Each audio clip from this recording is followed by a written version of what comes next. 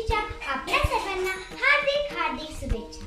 आषाढी एकादशी निमित्त मी संस्कृती स्वाती प्रशांत सुरवसे आज आपल्यासमोर बोलण्यास येथे होते. महाराष्ट्राची ओळख असलेली आषाढी वारी ही केवळ यात्रा नसून श्रद्धा, समता, प्रेम आणि मानवतेचा उत्सव आहे. लाखो वारकरी टाळ मृदंगाच्या गजरात ज्ञानोबा तुकाराम म्हणत पंढरपूरकडे वाटचाल करतात.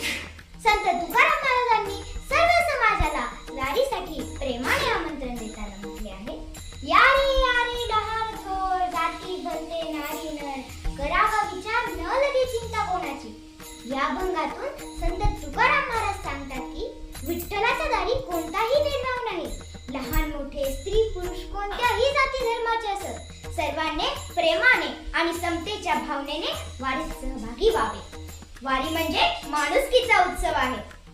देह विठ्ठल विठ्ठल झाला, देह विठ्ठल विठ्ठल झाला तुझ्या नामात, देह विठ्ठल विठ्ठल झाला तुझ्या नामात.